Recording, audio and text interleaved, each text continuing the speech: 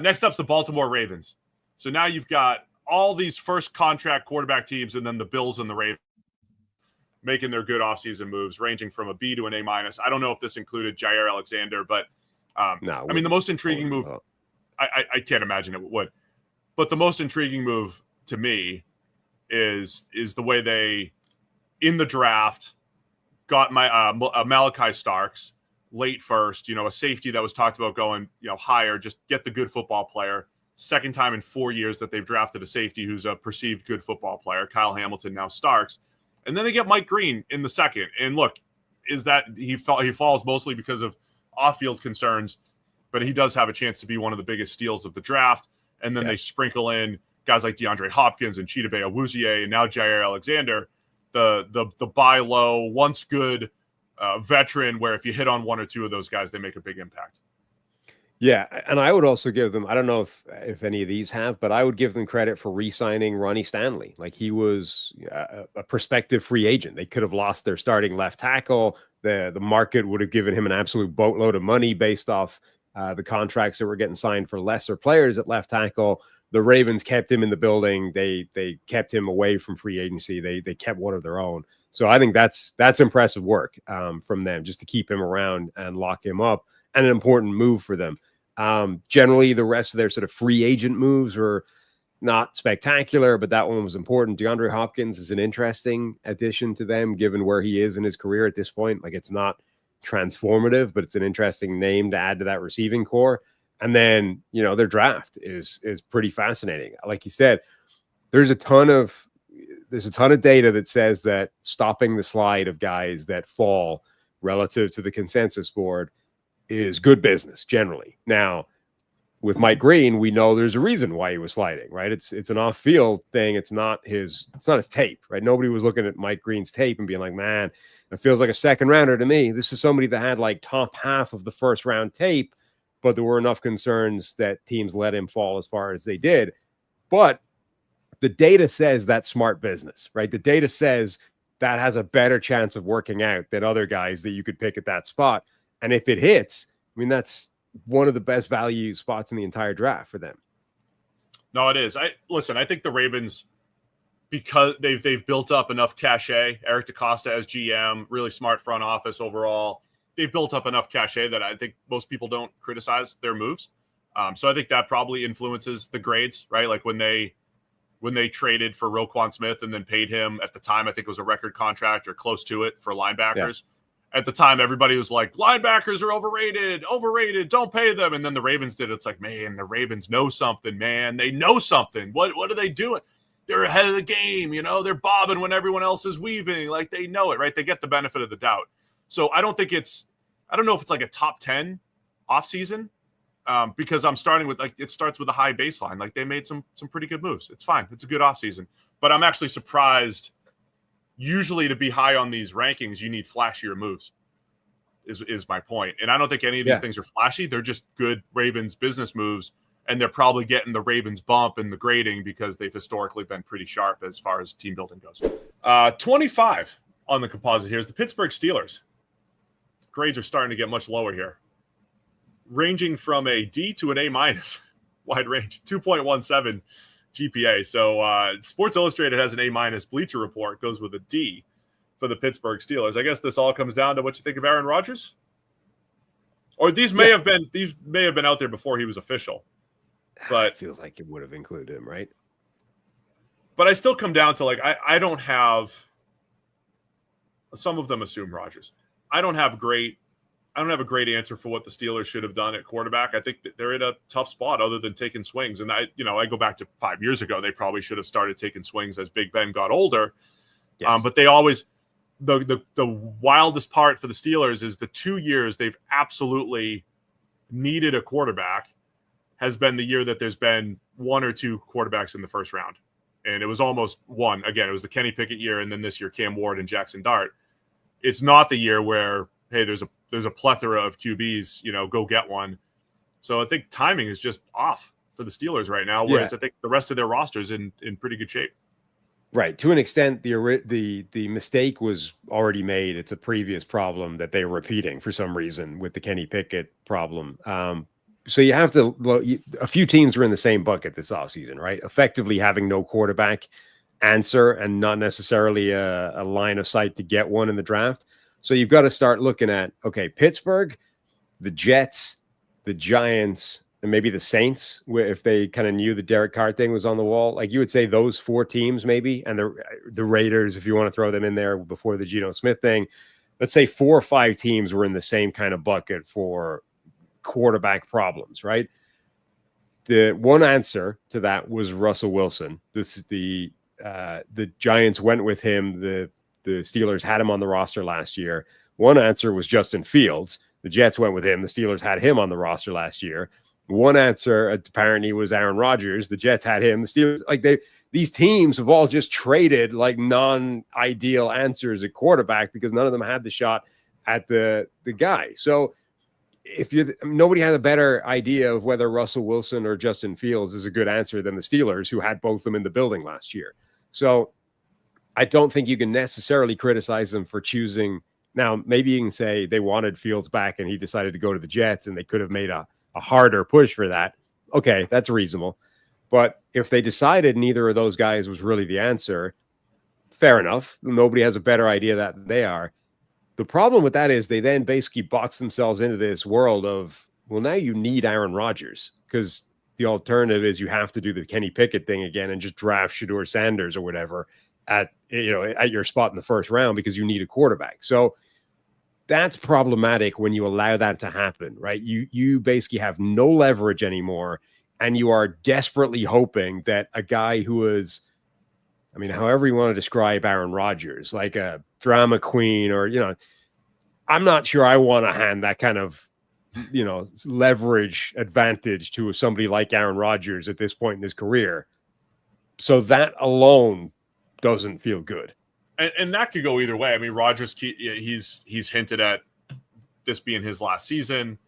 And he straight up said it pretty much, right? He said this is pretty much it, right? And like I've said before, when you have a superstar with his back against the wall, or like with one more thing to prove, sometimes that works really well. That's Rodgers when they drafted Jordan Love, and he throws 2 MVPs into the mix there, or Ray Lewis, the last ride, and let's go win the Super Bowl. So this could go really well for the Steelers as well. Like, you could get one last hurrah from Aaron Rodgers, try to make a run, and oh, by the way, they're loaded up on draft picks next year. So that's where this, whoever had the A, that's where this works. If it doesn't work, you're sitting there saying, like, you just wasted a year of a pretty good defense, a decent roster, and you just threw it at this 40-year-old quarterback who's on his way out. And what a waste of a season when we're trying to build for the future. So that's like the 2 outcomes here for Pittsburgh. I'm really torn on the Rodgers thing, because on the one hand, I think the process was worrying, right? This idea of like, well, we lose out on the other alternative options, and we basically paint ourselves into a corner, desperately hoping that Aaron Rodgers eventually decides he's going to be our starting quarterback. That's not good as a general team building construct. However, if you had simply said, let's, fast forward the offseason and go from February to June and say the Steelers starting quarterback is Aaron Rodgers, that's a fun gamble. Like, I get that. I think that's kind of intriguing, and I'm all for it. I'm really fascinated to see how it's going to work out. And I think it has a massive range of outcomes, from total implosion, everybody's fired, finally Aaron Rodgers is the thing that brings down Mike Tomlin. Those memes of Aaron Rodgers already ended one Steelers Super Bowl hope, and now he's going to end another one. All those things come to fruition. It could also go well. I mean, this is a non-zero outcome for the Steelers, is that Aaron Rodgers and Arthur Smith is a combination that actually, gets the best out of the old version of Aaron Rodgers that currently exists. And this defense plays at a nasty level. And actually the Steelers are legitimately a threat to everybody. I think it's a very fun outcome for this team.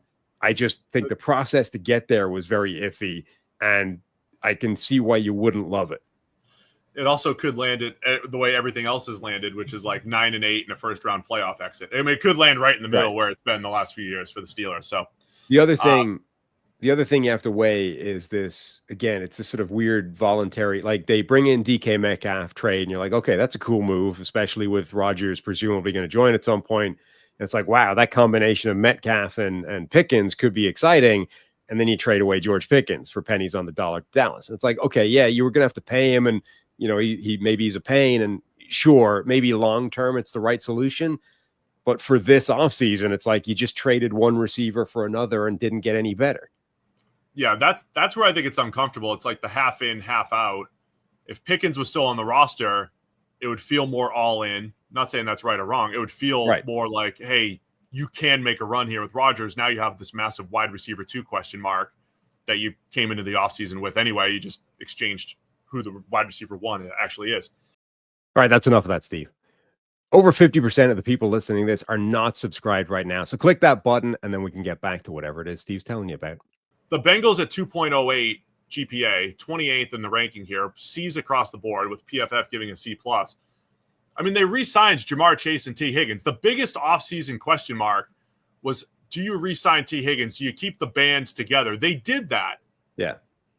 They ticked the first, I think, most important box. Now, there's still other boxes needing to be ticked, but they at least did that. And I think that's a good starting point for the Bengals. Yeah. So, well, it's weird because, yes, the biggest question was like, are they going to pay money and keep their good players in the house? They did with T. Higgins. They got Jamar Chase redone. Like, those are huge moves. They kept the band together on offense. Then they kind of undermined that by not doing the deal or not doing the business with Trey Hendrickson on the defensive line. And I mean, look, you seem to be, I think you're of the opinion that they can just play hardball and force him to play out the last year of his deal and do it that way. I don't know that that's going to work. And if it doesn't, they need to get him a deal done. And the longer it goes, the more expensive for them it's going to be. Either way, I think that looms over this team at the moment, as does the ridiculous debate they're in with Shamar Stewart at the moment, their first round draft pick. That I can't see any possible defense for. Like, they're just trying to screw him, and he's not going to lose that debate. So I don't know that that's exactly true. I've heard both sides of it. I think what's the argument for it? It's not like unprecedented verbiage. It's just the first time the Bengals have done it with their first rounder. Because to be clear, what they're trying to do is to allow them to cut him and lose guaranteed money once he's not on the roster. But it's not like the Bengals are like reinventing verbiage that no other team has ever done. Like, this has happened across the league. But it's extremely uncommon. I don't know that that's true. I just don't think it's been in line with maybe where he's been picked or how they handled, say, Amarius Mims and other first rounders in recent years. As my understanding of it is that is an extremely uncommon thing to happen, certainly for a guy drafted in the first round.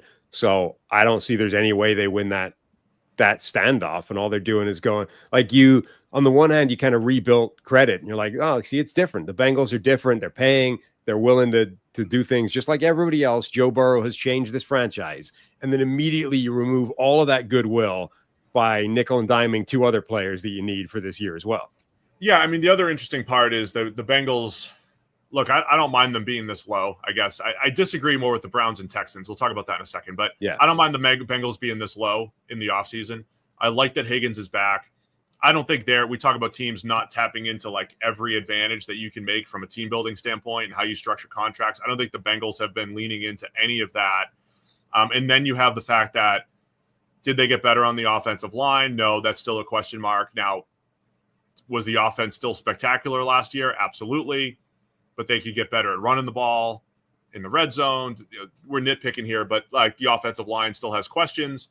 And then the defense was not good last year.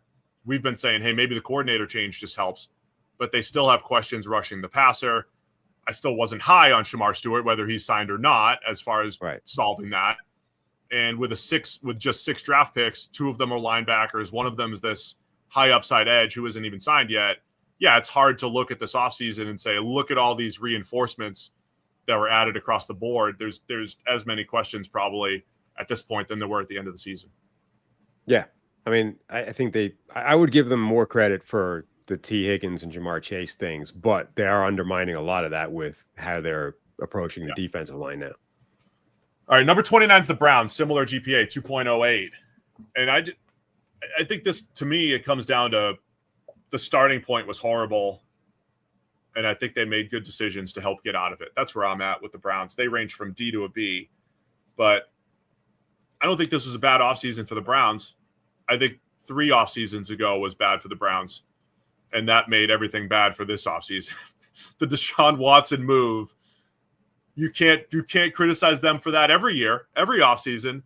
But that is like a triple F move, however you want to rate that, a few years ago. That's still having the residual effect.